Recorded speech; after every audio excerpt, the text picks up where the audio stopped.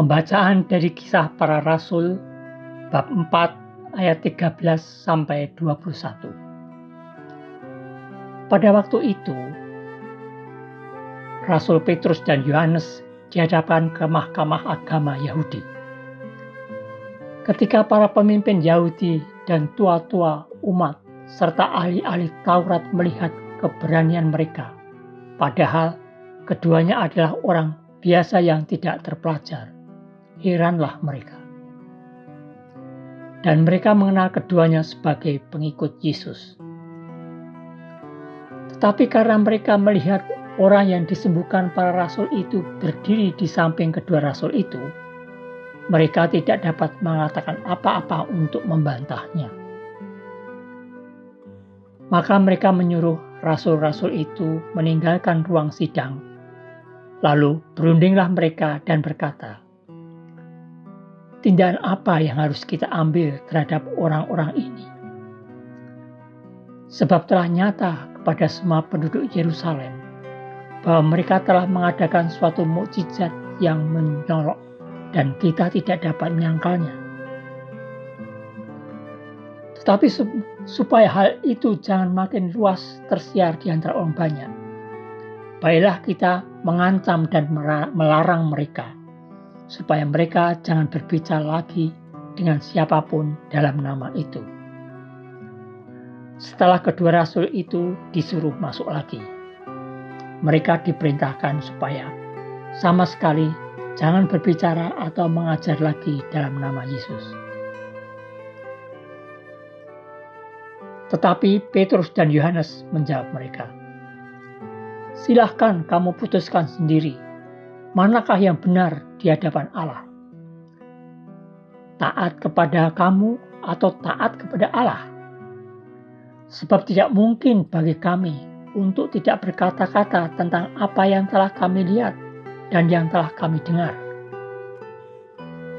Mereka semakin keras mengancam rasul-rasul itu, tetapi akhirnya melepaskan mereka juga, sebab sidang tidak melihat jalan untuk menghukum mereka, karena takut akan orang banyak yang memuliakan nama Allah, berhubung dengan apa yang telah terjadi.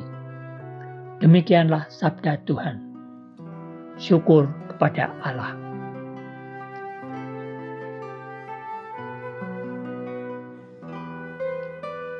Bacaan Injil Markus bab 16 ayat 9 sampai 15. Setelah Yesus bangkit dari antara orang mati, pagi-pagi pada hari pertama minggu itu, Ia mula-mula menampakkan dirinya kepada Maria Magdalena. Daripadanya Yesus pernah mengusir 7 setan. Lalu perempuan itu pergi memberitahukannya kepada mereka yang selalu mengelilingi Yesus dan yang pada waktu itu sedang berkabung dan menangis. Tetapi ketika mereka mendengar bahwa Yesus hidup dan telah dilihat olehnya, mereka tidak percaya. Sesudah itu, Yesus menampakkan diri dalam rupa yang lain kepada 2 orang dari para murid ketika keduanya dalam perjalanan keluar kota.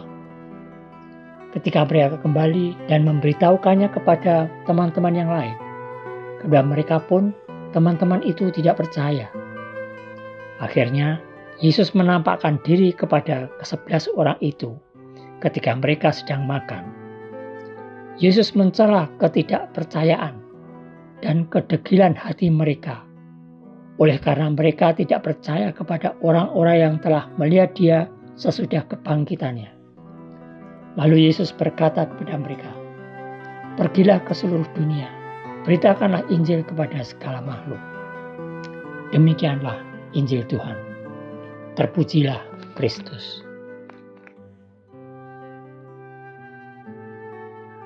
Renungan hari Sabtu 10 April dalam Oktav Paskah. Pergumulan iman akan Yesus juga dialami oleh para murid.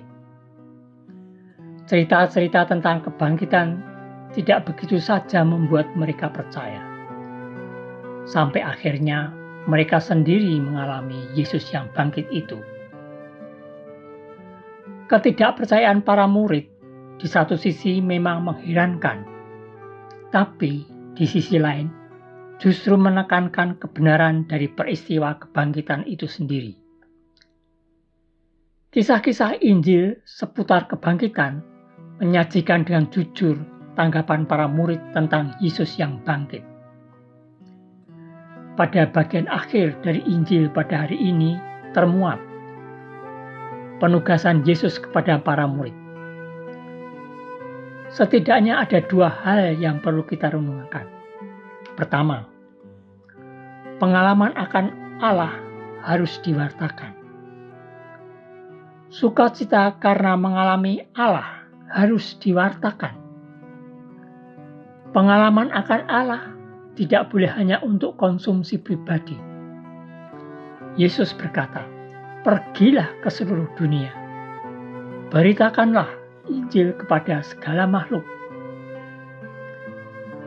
Memberitakan Injil itu berarti memberitakan kabar sukacita bahwa Allah menyertai umat-Nya, bahwa Allah beserta kita melalui kehadiran Yesus. Yesus adalah tanda nyata Allah yang hadir bagi manusia. Kedua, pewartaan iman yang sejati adalah mengabarkan kabar sukacita tentang Allah yang menyertai dan bukan tentang memaksakan konsep-konsep tentang Allah dalam suatu agama. Orang bisa bertengkar dan berkelahi karena perbedaan konsep. Tetapi, jika yang diwartakan adalah pengalaman akan Allah, maka orang akan lebih mudah untuk membuka hati menerimanya. Sebab pengalaman akan Allah itu sifatnya universal. Marilah berdoa. Ya Allah, bantulah kami menemukan cara-cara sederhana untuk menyatakan kasih dan penyertaan-Mu di antara sesama kami yang berbeda keyakinan dengan kami. Amin.